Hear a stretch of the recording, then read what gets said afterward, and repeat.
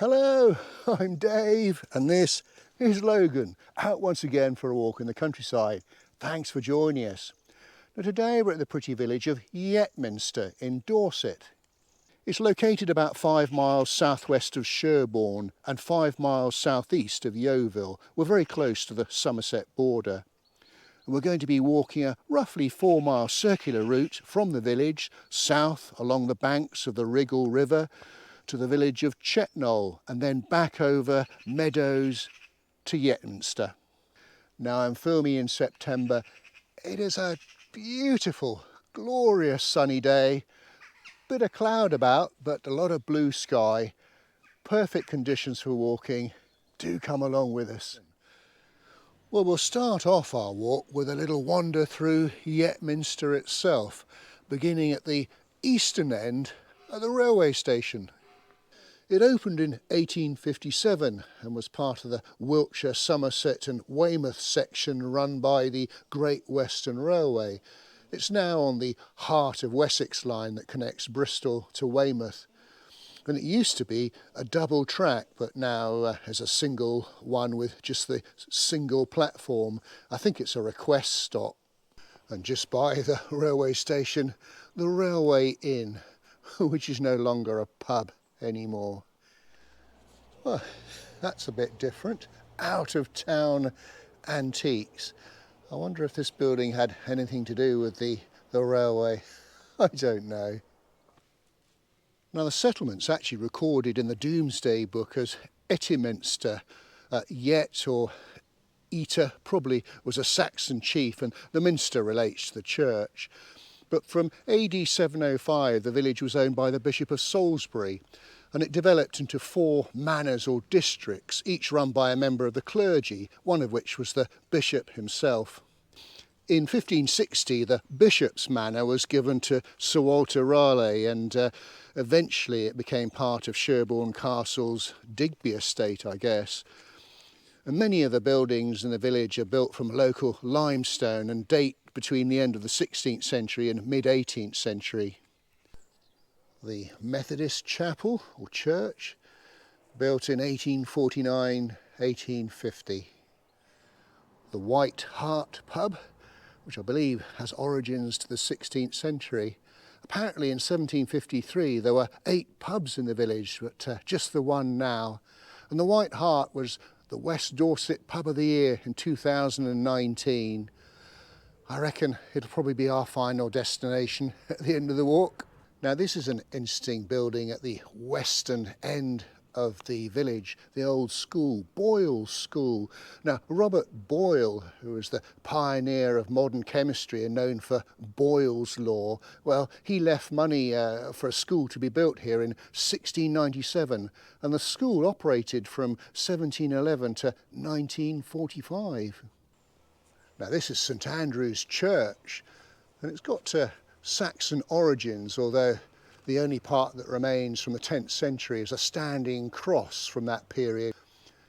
The current building dates from the mid-15th century, though the chancel was built around about 1300. The whole church was restored in 1890, and it consists of a nave, north and south aisles, a chancel, north porch and west tower, and 5 bells.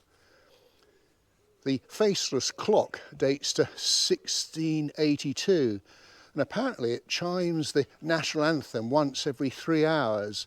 Apparently the chimes were installed to celebrate Queen Victoria's Diamond Jubilee in 1897, although I did read that the chimes stopped working in 2022, so I'm not sure if they still chime. Okay, well let's have a little peep inside. So there's the door, porch on the right hand side. Wonderful organ high up there just in front of the bell tower. And there's the font hidden behind one of the columns there. And a quite magnificent pulpit. Beautiful carvings there. And then just into the chancel, look at that stained glass window above the altar. That really is quite stunning. And then either side of the chancel, there are two other equally impressive stained glass windows, looking amazing with the sunshine today. And the building here, virtually opposite the church, not quite, is the old school. Looks a bit dark, the sun's in the wrong place, but you can see the bell above the door. It dates from 1877. Now this building here, very close to the church, Upbury Farm, I think is one of the oldest buildings in the village. Parts date to the 15th century. But it's famous for the fact that a chap, Benjamin Jesty, lived here. Now, Edward Jenner is often known as the father of the smallpox vaccination when he tested his hypothesis of inoculation on a young boy in 1796. But 20 years before Jenner, in 1774, during an outbreak of smallpox, Benjamin Jesty, a farmer here in Yetminster, noticed that dairymaids who had contact with the much milder cowpox didn't seem to catch smallpox. Well, by chance there was an outbreak of cowpox in CHETNOLE to the south of here. Jesty went along to the farm and vaccinated his wife and two young sons by scratching their arms and introducing pus from the udder of an infected cow. Well, the cowpox ran its course and the two sons came through easily with just a mild fever. His wife became ill, though she did recover. Well, sadly, the villagers here ridiculed Jesty, and so he and his family moved away to Worth-Matravers on the Dorset coast, which is where they lived out the rest of their years. In fact, Logan and I have seen the graves of both Jesty and his wife in the churchyard at Worth-Matravers. Well, what a delightful little village. Okay, well, we're going to now head out into the countryside, unless you're going to head southwards. And I just quickly turn the camera around. We're going to head down this little lane here, and on the homeward journey we actually come back on a footpath just on the bank there.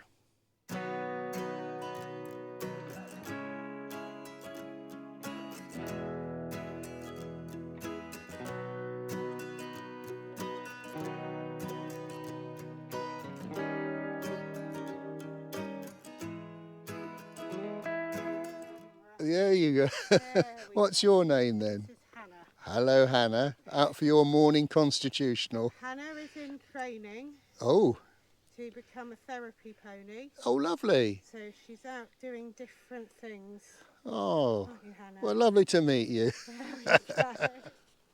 Just crossing over this little river, the Wriggle River, which is 7.5 miles long. Its source is at Gore Hill to the south of here, and it flows north to Yeovil, where it joins the River Yeo, that in turn flows into the River Parrett and then eventually out to sea in the Bristol Channel.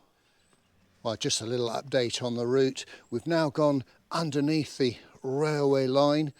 Presumably that's a little bit more of the river as well. Looked a bit murky there, so I suggested it wouldn't be a good idea for Logan to do a dog dip just there. Well, these lovely buildings here, Mill Farm, part of Yetminster Mill. I think the mill was built around about the 17th century. The cottage is a little bit more modern at the 19th century. But the barn just here, I believe, dates to 1833.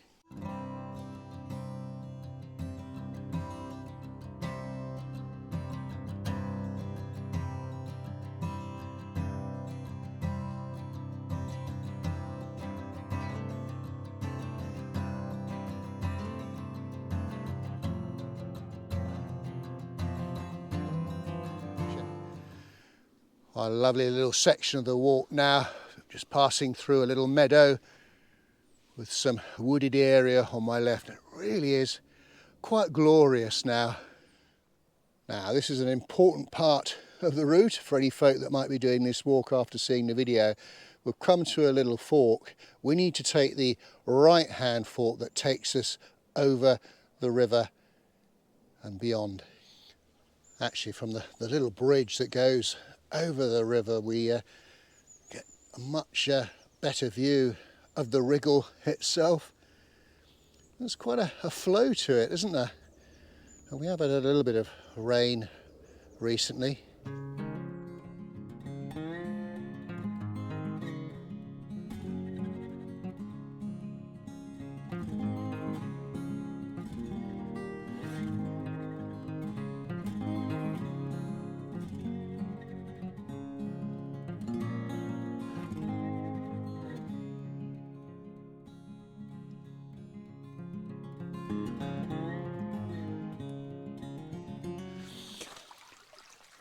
Well, it's early on in the walk, but Logan thought he might just check out the Wriggle River for dog dip purposes anyway.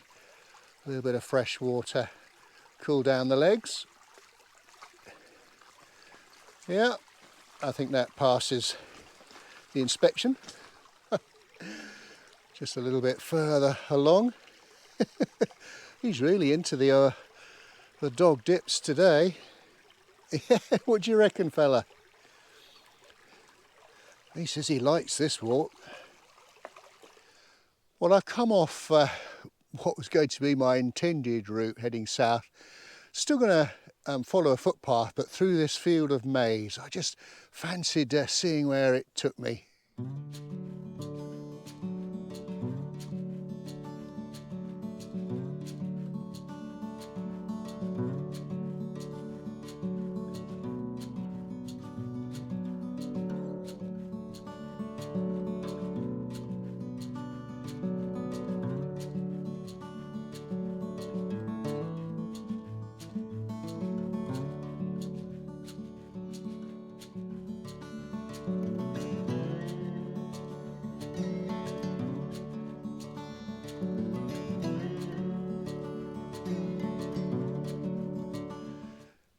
Well, that was fun. So the path actually took us through the field of maize, and looks like we've come out onto either a byway or a bridleway.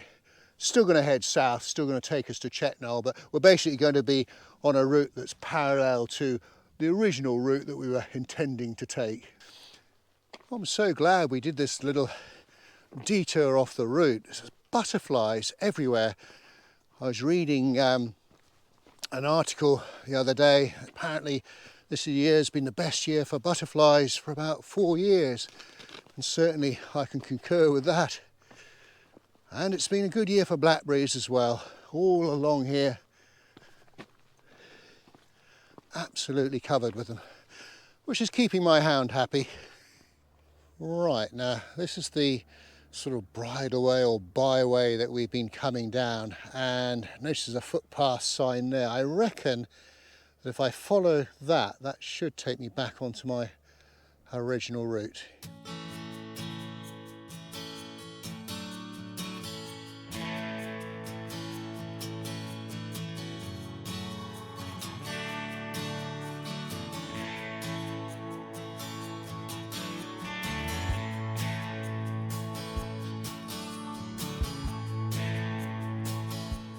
Meeting up once again with the Wriggle River as it meanders its way along the bottom of this sort of valley. Well, we're having some fun today, folks. That footpath that I was following, well, it looked as though we had to cross and actually go through the river. Unless I'm reading the map wrong, which of course is highly likely. Anyway, we've doubled back and we're now back on that this byway or bridleway. I don't think we'll get lost on this, surely. Well, we've made it to the little village of Chetnole. The village name doesn't appear in the Doomsday Book. I think it means Chetter's hilltop. But as we come into the village, this is where we say goodbye to the Wriggle River, which is just down below there as it continues on its way. Let's have a quick look through the village then. Well, this splendid building here is Chetnole House, built in the mid-18th century and extended at both ends in the early 1800s. Ah, the Chetnole Inn. Now that appears on a 1903 map as the New Inn. I feel we ought to pop in there purely for investigative purposes for the video. Well, this is one of those days when the planned routes haven't quite turned out as expected, but does it matter? It's a glorious day. We've got plenty of time, and I can now enjoy a pint of otter. Well, lovely. Now, I know we're only halfway around the walk. It must be crisp time. Well, somewhat fortified by that pint of otter, let's continue with the walk. So next thing we're going to look at is the church at Chetnole, which is just behind me here. It's St Peter's Church, and it's got 13th century origins. It consists of a nave, north aisles with 4 bays, a chancel, a west tower and a south porch. The clock dates from 1878. I think it's got 3 bells, 2 of which are amongst the oldest in Dorset, dating back to around about 1500. The tower is 15th century. I think it was rebuilt in 1580.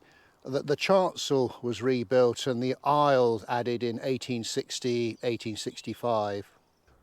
Well, we'll have a little peep inside.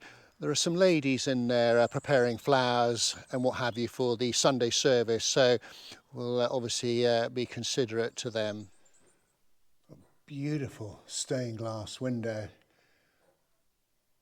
just underneath the bell tower. And there's the font just by the door. And just at the end of the nave, there's the organ on the left-hand side there. And the magnificent pulpit on the right-hand side. And then into the chancel, again a splendid stained glass window above the altar. And there are 4 other equally impressive stained glass windows to either side of the chancel. Well, before we start heading back to Yetminster on the return journey, there's one more thing that I want to have a look at to the southwest of Chetnole.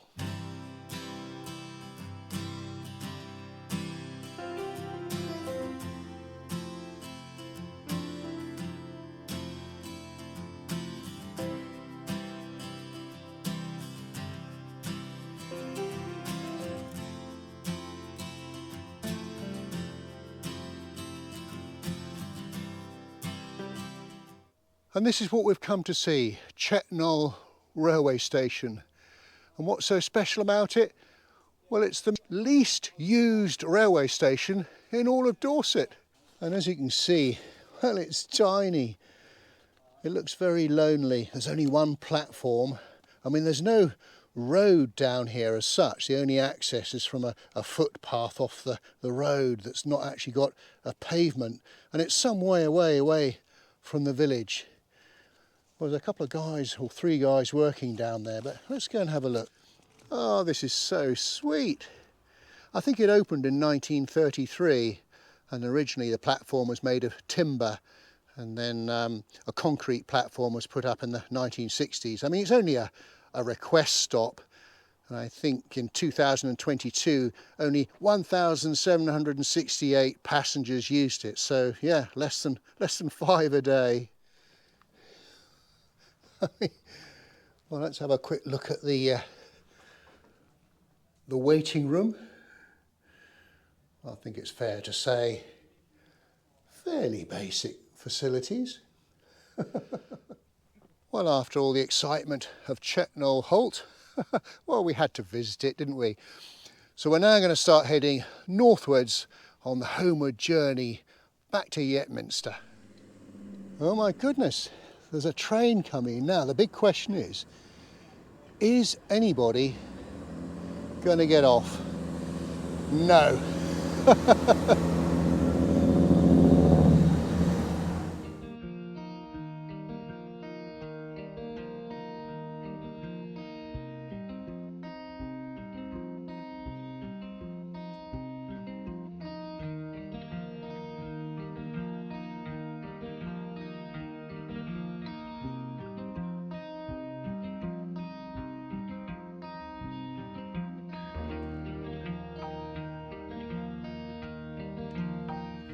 what we found here.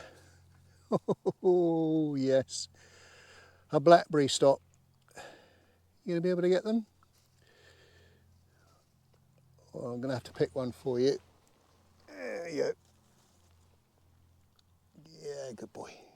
Well folks, I'm conscious I haven't really shown you that many sort of scenic views today, so let me put that right as I stand in the middle of a field. Lots of open fields of pasture around here. It's a big area for dairy farming. I guess that's why there was a railway station built at Yetminster, so that they could transport milk daily into London.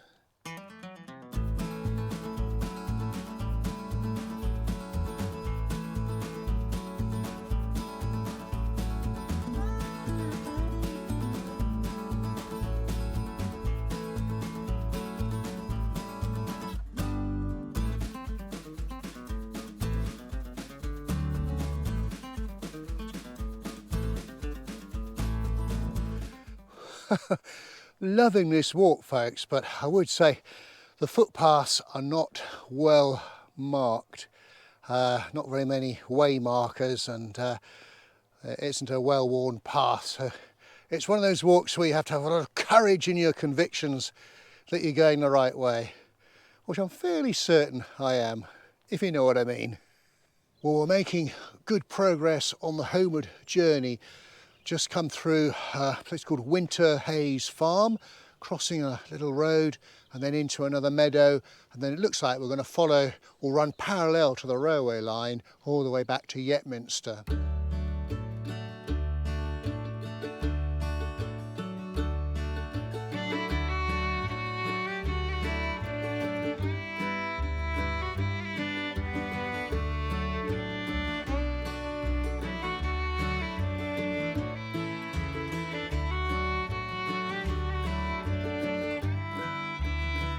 Aha, the welcome sight of Yetminster Church in the distance there. I love that pink thatched cottage on the right there. Now the big question is the pub still open? Well folks, I'm delighted to report that the White Hart is open in the afternoon for a pint of local ale. It's called Copper. Thumbs up from me. And crisps again. Well folks, we've come to the end of our walk. We thought we'd do the end scene here at CHETNOLE HALT, the least used railway station in all of Dorset. We hope you enjoyed the walk today. If you did, please do give us a thumbs up and a like, and do leave a comment, and do check out our Facebook page, Dave's Countryside Walks. So until we meet again, thanks for watching and cheerio.